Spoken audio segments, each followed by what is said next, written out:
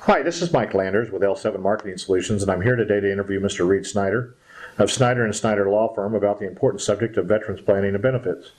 Reed, thank you for taking the time out of your busy schedule to share your knowledge about this critical area that so many veterans and their widows know so very little about. Thank you for coming in today.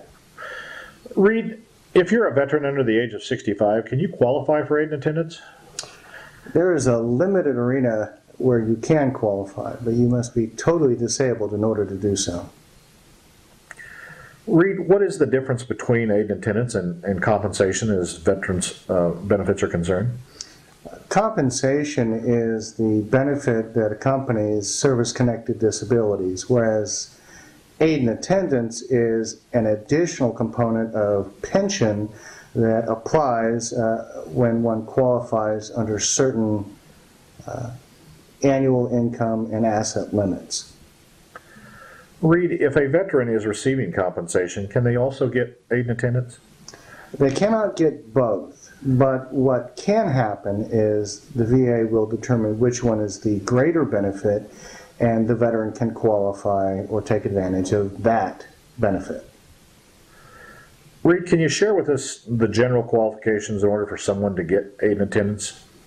Generally, to get aid and attendance, one must have had 90 days of active duty service, have served at least one of those days during a wartime period, which is a period of time determined by Congress. They must then have a need of assistance with the basic daily requirements of living, i.e. eating, dressing, attending to the call of nature, etc. Reed, do you have to be in an assisted living or nursing home to get aid and attendance? No, you don't. You can qualify for housebound assistance, however, it is a lesser amount. Reed, if a widow of a veteran needs benefits, are they entitled to aid and attendance also? Widows are entitled to a benefit that can derive from their deceased spouse's military service. The benefit is not the full aid and attendance that the veteran might receive, but it is still available to the widow. Reed, once a veteran qualifies for aid and attendance, do they ever have to requalify?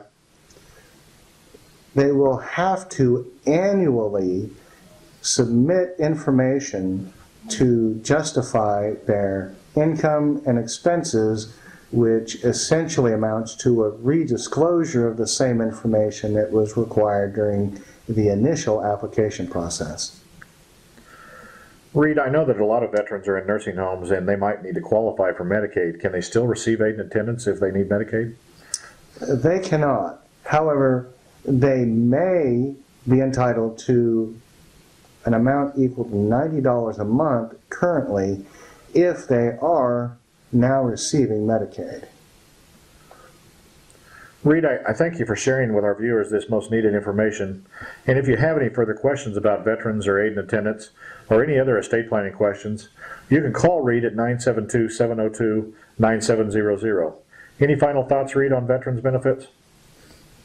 One of the biggest part of the veterans benefits that are made available to America's veterans is that they are seldom, if ever, capitalized on by the very people they were created to help.